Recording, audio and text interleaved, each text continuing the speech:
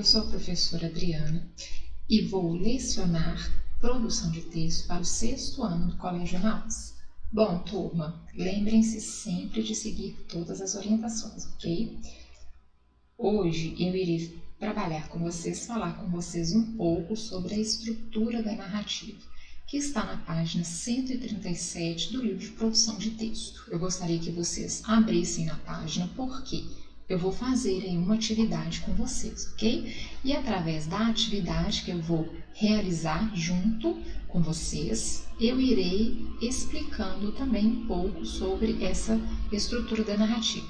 Embora ela não seja uma novidade, não é verdade? Nós já estudamos em língua portuguesa e também aqui em produção de texto, né? Por quê? Porque quando nós estudamos o gênero conto, desde lá no início, lembra da unidade 1 do livro de língua portuguesa, né, que abre com o gênero conto popular, o conto popular, nós já iniciamos aí o nosso trabalho, os nossos estudos com essa estrutura da narrativa. Vocês lembram quais são as estruturas? A estrutura da narrativa que eu tenho que ter, principalmente quando eu faço um conto, eu tenho que ter o quê? Personagens, lembram? Espaço, tempo, enredo, desfecho, clímax, conflito. Então, tudo isso faz parte de quê? Narrador, né, personagem, observador, tudo isso faz parte de quê? Da estrutura da narrativa. Então, isso que são os elementos da estrutura da narrativa, ok? Nós já estudamos várias vezes e aqui o livro vai reforçar o que nós já aprendemos. Quem não aprendeu ainda tem oportunidade de aprender. Quem tem dúvida, dificuldade, é mais uma oportunidade aí, porque nós vamos falar um pouco mais sobre isso, ok? Então vamos lá, estrutura da narrativa. Já colocaram aí na página 137? Espero que sim. Vamos acompanhar comigo? Então, ó, o texto Homem ao Mar, que você leu no início do capítulo, é um conto. Como todo conto, ele narra uma história que envolve personagens e ações situadas num tempo e num espaço. Então, o conto que nós vimos lá na unidade 1 do livro didático de português, né, do livro de vocês, nós vimos o conto popular. Aqui na produção de texto, nós vimos o conto de aventura, não é verdade? Então, todos os tipos de contos se diferem um do outro, ou seja, é diferente um do outro. Em que sentido que ele é diferente? Todos vão trazer a estrutura da narrativa, todos têm que ter essa estrutura, tá? Então, nesse ponto ele não muda. Mas o conto popular, lembra que eu falei que é um conto mais da oralidade, que nós podemos passar sim para a escrita, mas é um conto que nós encontramos mais da oralidade, porque ele traz seres não existentes, mitos, não é verdade? Como Saci Pererê, que eu dei até esse exemplo. Eu pedi para vocês escreverem um conto popular, né? Pesquisar a respeito de um conto popular. Então, vão ser seres que não existem, né?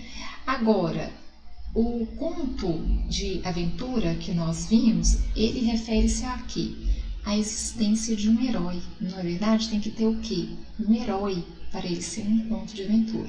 Então, olha só, um herói, o outro um ser inexistente. Tá vendo? Então, se difere. Então, conto popular não é que seja conto mentiroso, mas é um conto inventado, porque ele é mais da oralidade, ok? O conto de aventura pode ser algo real, que realmente tenha acontecido, ou pode ser também um conto ficcional, tá? Quando ele é real, esse herói vai ser um herói de verdade, um ser humano, mas então ele não vai ter o quê? Superpoderes. Ele vai ser designado como um herói, por quê? Porque ele vai fazer algo, né, que ele vai ser chamado, que ele vai ser visto como um herói. O que ele pode fazer? Salvar uma vida, salvar um animal, um bicho, não é verdade? Porque, por exemplo, uma pessoa que salva um cachorro, um gato, seja qual animal for, ele também é um herói, não é verdade? O animal, o bicho, o seu de estimação, ele tem o que? Ele tem uma vida. Então, quando a pessoa salva, tem um acidente, aconteceu um acidente em tal lugar, uma pessoa salvou tantas crianças, tantas pessoas, ele se torna um herói. tá? E dali pode se criar um conto a respeito daquilo, tá? Mas a maioria vão ser ficcionais e existe também, né, muitos contos que existem esses heróis aí que têm superpoderes. Aí nós já partimos para os heróis ficcionais, que são aqueles vistos na TV, em filmes, desenhos, em história, em quadrinhos, ok? Então tem essa diferença de heróis. Então vamos lá, quais são as personagens centrais do conto? Então a minha estrutura da narrativa começa perguntando sobre as personagens. E aí ele fala central porque são as principais, os protagonistas, porque vão existir os secundários que aparecem de vez em quando. Então, sobre quem ou o que, no caso, o conto fala, sobre pai e filho. Então, vocês vão colocar aí no livro de vocês, pai e filho, que são as personagens centrais, ou seja, as personagens principais. Em que momento do dia ocorre a história? Então, no tempo decorrido aí, no final da tarde, tá? Então, quando ele fala momento do dia, ele está perguntando o tempo. Qual que é o tempo que aconteceu? Noite, dia, madrugada, tarde. Então, foi no final da tarde, tá? Então, aqui em relação ao tempo da estrutura da narrativa. Levante hipóteses. Em quanto tempo se passam as ações? Aí aqui no caso, ó, já é tempo decorrido, tá vendo? Em que sequência passam as ações? Então, talvez 2 ou 3 horas, pois começam a pescar durante o dia, gastam todas as iscas e quando tudo termina, já é noite. Então, ele me deu exatamente aqui o tempo decorrido das ações que aconteceram lá na história, tá? Na história que se refere Homem ao Mar, do conto. Então, vocês podem colocar 2 ou 3 horas, talvez 2 a 3 horas, de 2 a 3 horas, pois começam a pescar durante o dia, não é verdade? E ali vão acontecendo alguns fatos que vai entrar à noite, porque termina à noite, não é verdade? Então, vocês podem colocar aí também a resposta no livro de vocês, ok? Qualquer coisa, dá pause para responder. Onde ocorrem as ações? Então, aqui, ó, quando ele pergunta onde, é o espaço, o lugar. Lembram? Então, eu tenho personagem, tempo, né, que nos dois casos envolve o tempo decorrido, o tempo em relação a que horário, e aqui ele já pergunta onde. Então, onde é o lugar? É o espaço.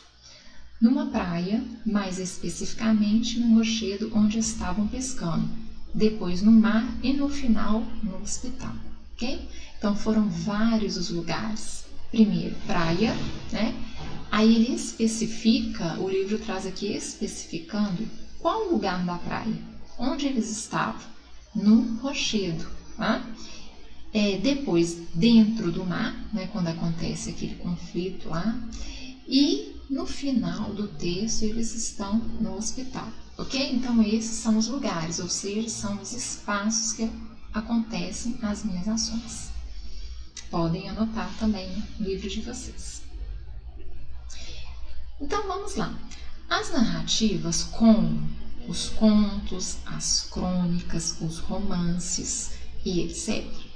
podem apresentar uma estrutura convencional, que consiste em algumas partes. Leia o quadro a seguir. Então, vamos ver quais partes são essas, tá? Que esses gêneros, geralmente, né, a maioria traz. Se não trazem, se não um ou outro faltar algum, não tem problema, tá? Mas, geralmente, eles seguem esta estrutura que está aqui. Estrutura clássica dos contos. Os contos de estrutura clássica costumam apresentar os fatos da história na seguinte sequência. Primeira, a situação inicial, onde tudo acontece, como tudo acontece. Então, aqui eu tenho a apresentação das personagens no início da história, que são o que fazem, como vivem. Então, aqui eu apresento a minha história, eu apresento as minhas personagens, né? Igual fala aqui, ó, quem são, o que fazem e como vivem. Da situação inicial, ele vai passar para o quê? Para o conflito. E o que vem a ser o conflito? A apresentação do problema. Algo vai acontecer na história ou na sua história que você esteja colocando aí no papel. Então, você vai apresentar esse problema.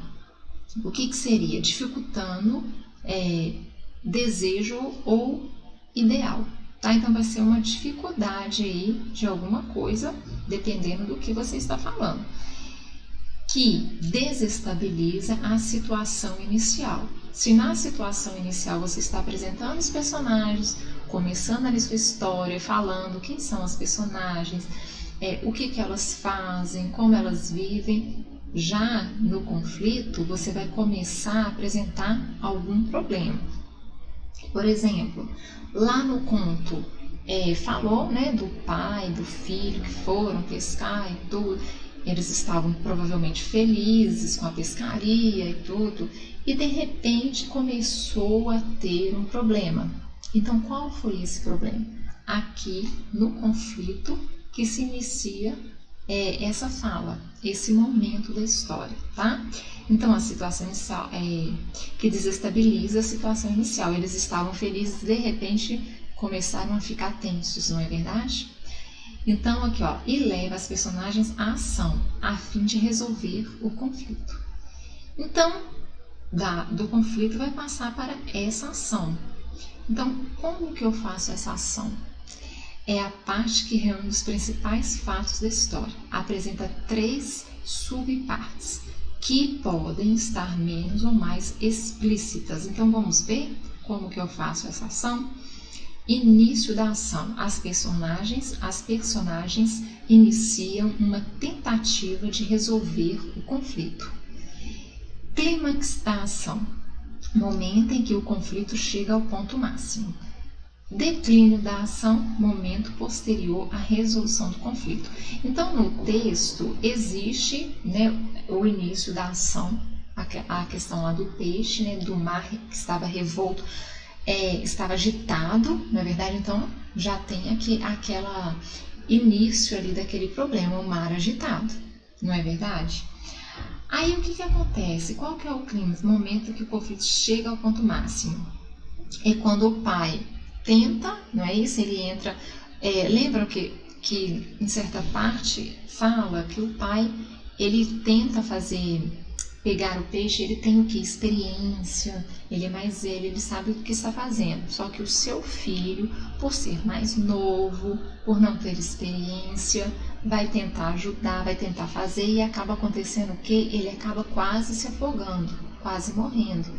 Então, esse aqui é o clímax, né? Quando acontece o auge daquela ação, né? Quando chega aqui, ó, ao ponto máximo.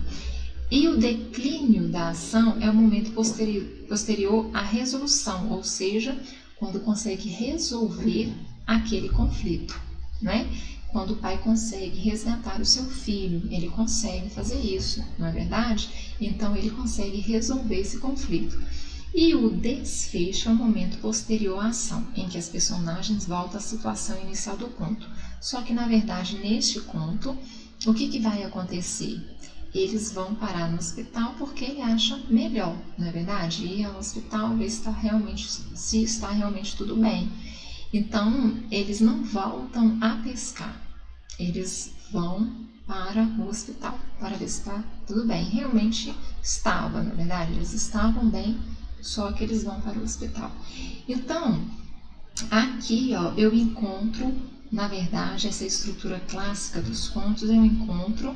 Se eu fizer passo a passo dessa forma, eu consigo criar um conto, seja ela qual gênero for, um conto popular, um conto de aventura, um conto maravilhoso, um conto com aqueles seres, né, como a Branca de Neve, que é um conto, Cinderela, que é um conto que tem princesas, príncipes, tá vendo? Então, se eu seguir isso aqui, eu consigo criar um conto. Então, por isso que existe essa estrutura. E aqui foi falado da estrutura clássica dos contos. Na maioria dos contos você encontra tudo isso. Essa estrutura deve servir apenas como referência para a produção de textos. Nos contos atuais, não há obrigação de todas essas partes estarem presentes ou de estarem exatamente nessa ordem. Então, foi o que eu disse aqui, ó. A maioria tem essa estrutura, mas algumas podem fugir dessa estrutura. E quando ele fala dos contos atuais, por quê? Porque tudo vai passando, tudo vai mudando. Existem hoje os contos modernos, tá? Então, pode fugir um pouco dessa estrutura. Os contos clássicos aos quais ele se refere, geralmente são esses contos maravilhosos. Foram os contos que eu dei como exemplo para vocês. Por exemplo, os contos de fada, tá? Branca de Neve, Cinderela, geralmente segue essa estrutura, ok?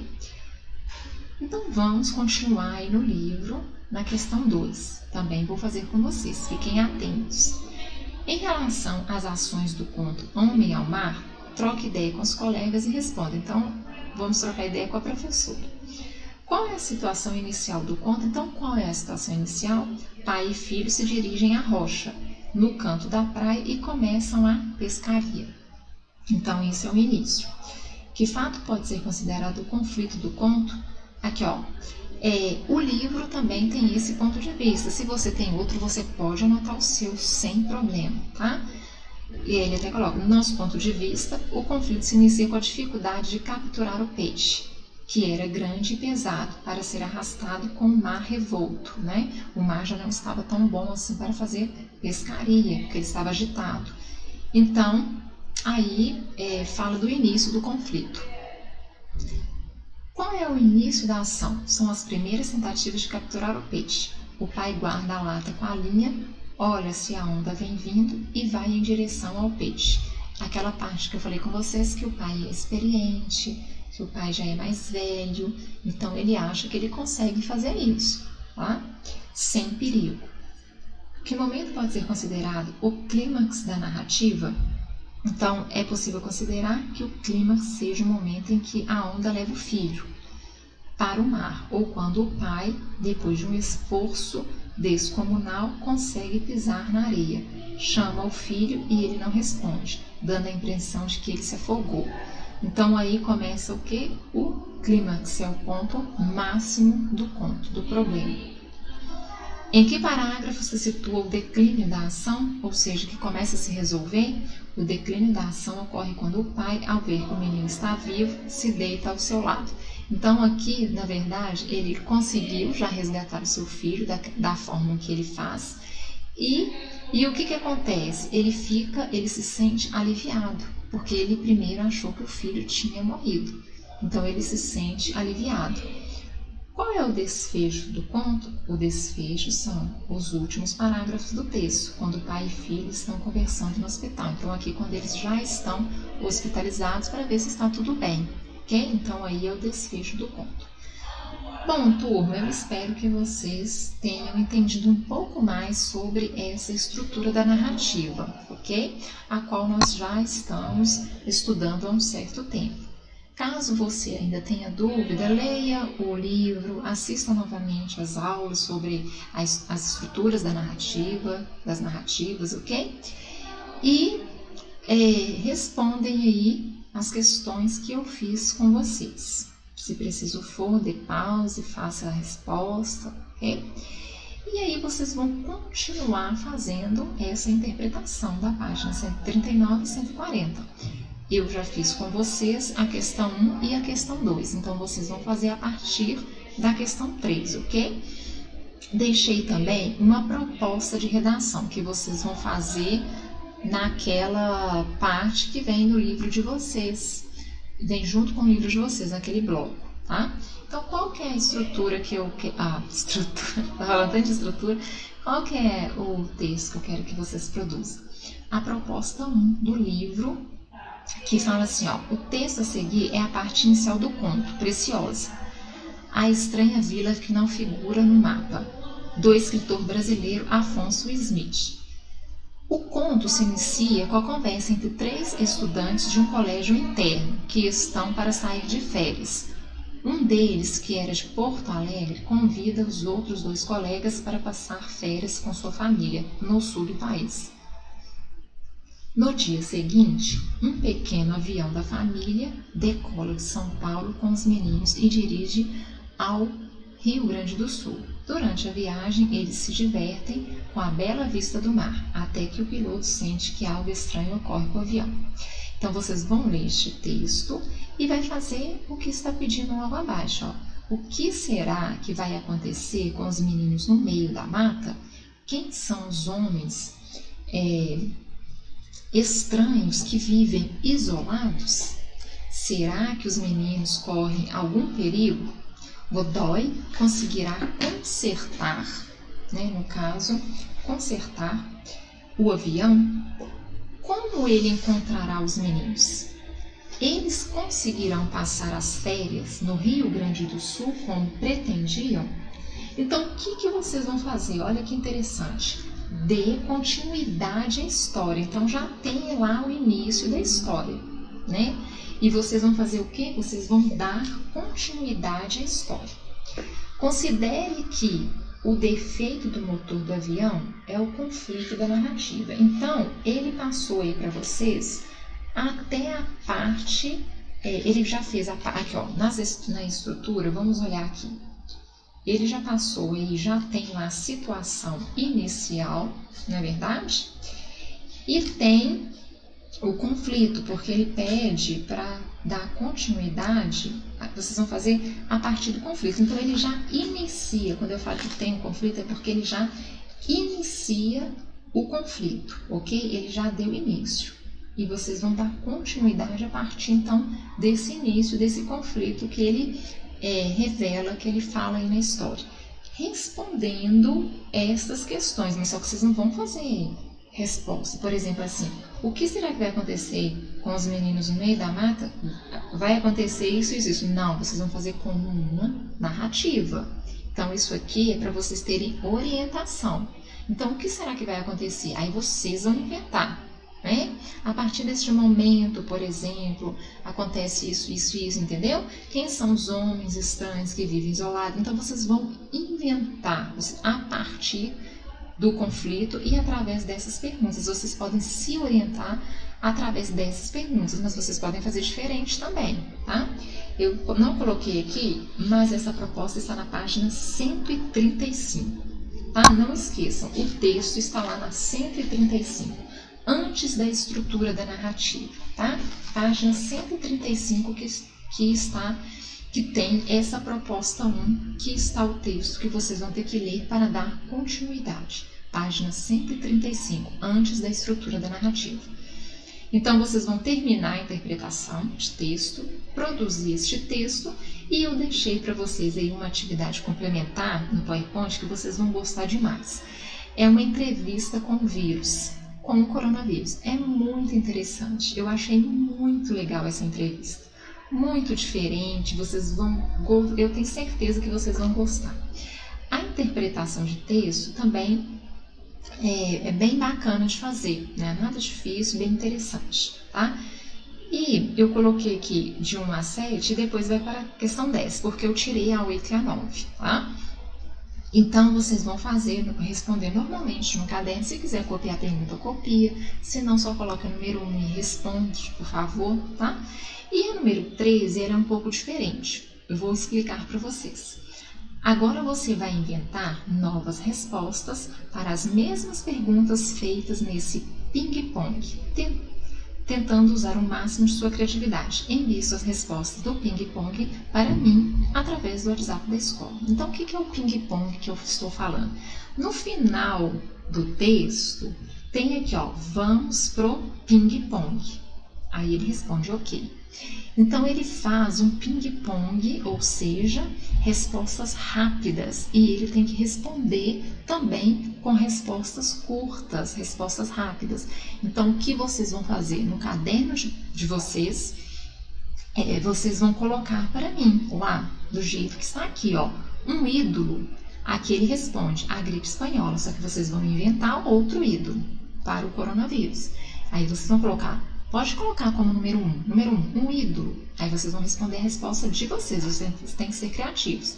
Um sonho. Aí aqui tem exemplos da resposta dele, mas você não vai copiar a resposta dele. Você vai inventar uma sua.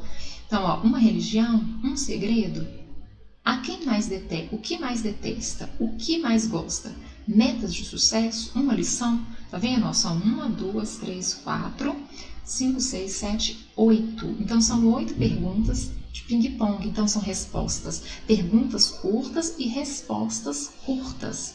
Rapidinho vocês fazem, tá bom? Então, eu quero que vocês enviem para mim, para eu poder ver a criatividade de vocês e colocar aqui para os colegas também verem a resposta de vocês, lerem e verem a resposta de vocês, ok? Então, não deixem de me enviar, tá bom? Não deixem de enviar.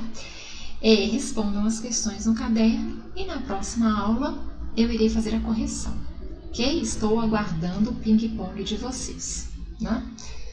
Turma, eu termino a aula por aqui e lembrem-se, juntos no caminho certo.